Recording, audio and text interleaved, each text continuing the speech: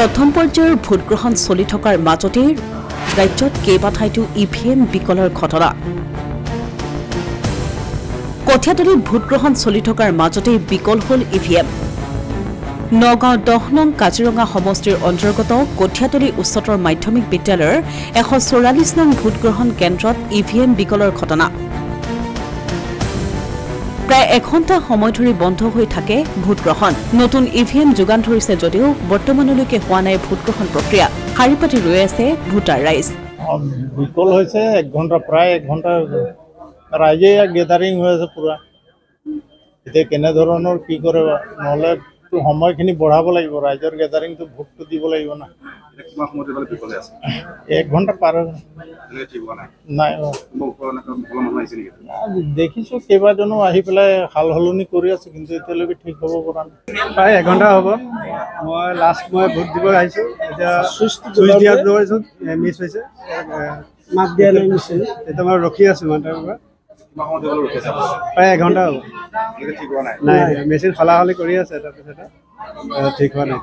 জোনাই সমষ্টিৰ চিলাপথাৰৰ ডিমু দুটাকৈ ভোটগ্ৰহণ কেন্দ্ৰত বিকল হৈ পৰে ইভিএম। চেঙাজান বালি প্ৰাথমিক বিদ্যালয়ৰ 153 নং ভোটগ্ৰহণ কেন্দ্ৰত বিকল হৈ পৰে ইভিএম। ডিমু বালি জনজাতি প্ৰাথমিক বিদ্যালয়ৰ 180 নং ভোটগ্ৰহণ কেন্দ্ৰত বিকল ইভিএম। প্ৰায় 3 ঘণ্টা সময় ধৰি বন্ধ হৈ থাকে ভোটগ্ৰহণ। বয়স তেওঁৰ এতিয়া প্ৰায় 93 মান হৈছে। 18 বছৰ পাছত ভোটদান প্ৰদান কৰে। প্ৰায় তেওঁতো 40-50 বছৰ ভোটদান দিছে। তেওঁ মানে কি হ'ল, আমি এবনৰ্মেল হিচাপে অনুভৱ কৰিব নিদিওঁ আৰু তেওঁ মানে প্ৰদান কৰিবলৈ আহিবলৈ ইচ্ছা কৰে। কিন্তু আমি বৰ্তমান চৰকাৰৰ যিটো ইলেকশ্যন কমিশ্যনৰ নিৰ্দেশনা খুব আশাবাদ কৰি আছিলোঁ, ঘৰত আহি ভোটদান কৰিবলৈ পাব নেকি বুলি ভাবি। কিন্তু আমি দুখেৰে ক'ব বিচাৰোঁ, কাৰণ আমি বিএলক মই 5 দিনৰ আগত খবৰ কৰিছিলোঁ, কিন্তু তেওঁলোকে ক'লে ইতিমধ্যে দেৰি হৈ গৈছে।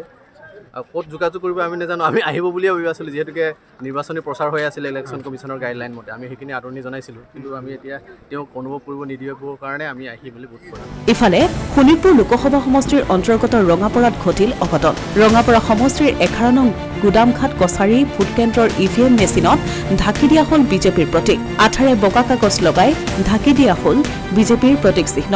ইয়াকে লৈ ভোটকেন্দ্ৰত সৃষ্টি হয় হুলস্থুলীয়া পৰিৱেশৰ।